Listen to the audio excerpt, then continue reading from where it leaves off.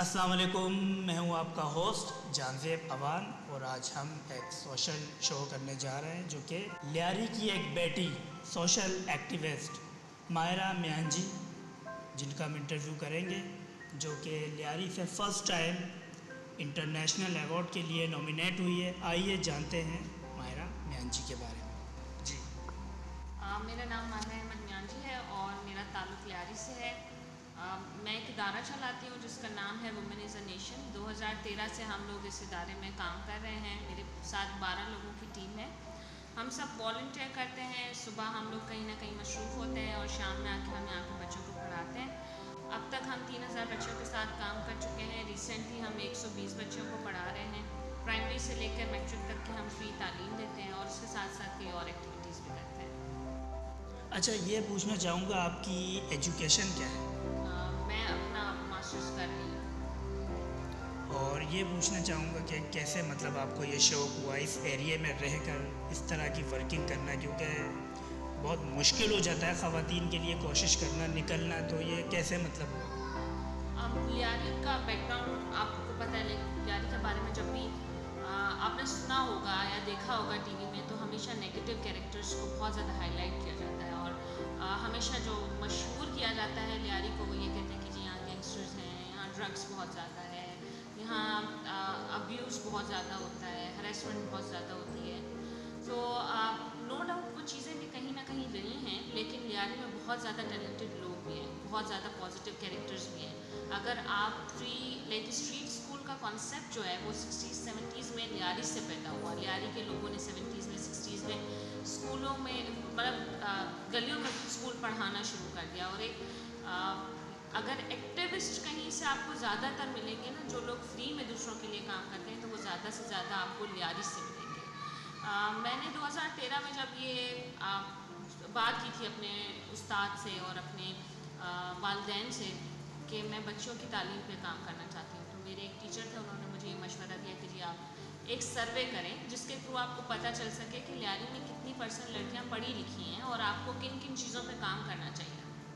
मैंने जब वो सर्वे किया, मुझे पता चला कि लियारी की सिर्फ 17% लड़कियाँ पढ़ी लिखी हैं और 17% में हमने उनको इंक्लूड किया था जिनको अपना नाम लिखना आता हो, हमने उनको भी लिटरेट काउंट किया था। सो वो मेरे लिए बहुत ज़्यादा शॉकिंग था कि मैं जिस इलाके में रहती हूँ वहाँ की लड़की पढ़ी लिखी नहीं है, क्योंकि मैं समझती हूँ, और ये एक मशहूर कहावत भी है कि जब एक मर्द पढ़ता है तो एक फ़र्द पढ़ता है और जब एक औरत पढ़ती है तो एक ख़ानदान पढ़ता है। सो औरत का पढ़ना बहुत ज़्यादा ज़रूरी है, क्योंकि उसने परवरिश करनी होती है, आगे नस्ल लेके जानी होती है, और अगर आगे बहुत अच्छा हम परवरिश करेंगे तो पाकिस्तान को बहुत अच्छी चीज़ें दे सकते हैं और बहुत जल्दी हमारा मुल्क तरक्की कर सकता है। तो यही सोचती हूँ कि जिस इलाके में मैं रहती हूँ वहाँ की औरतों को ज़रूर पढ़ना चाहिए।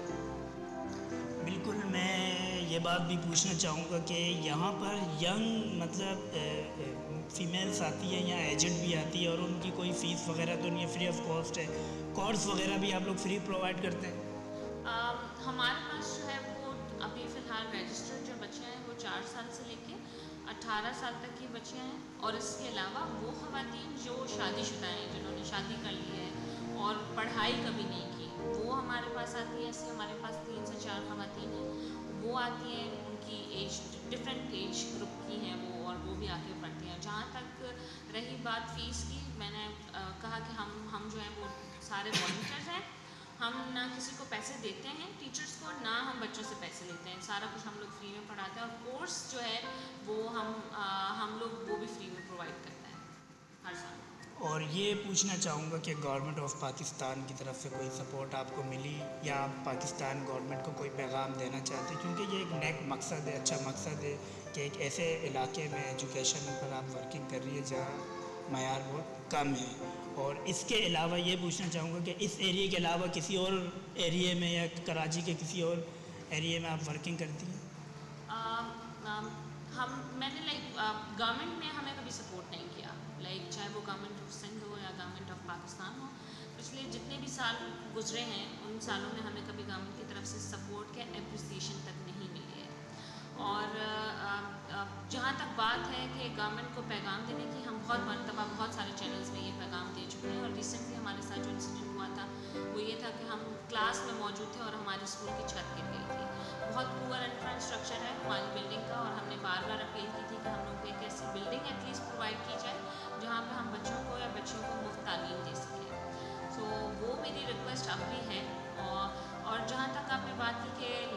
अलावा अगर मैं कहीं काम करूँ, देखिए हमारे बहुत लिमिटेड रिसोर्सेज हैं, हम सब कुछ जॉब्स करते हैं और हम अपनी इन्वेस्टमेंट से इसको चला रहे हैं।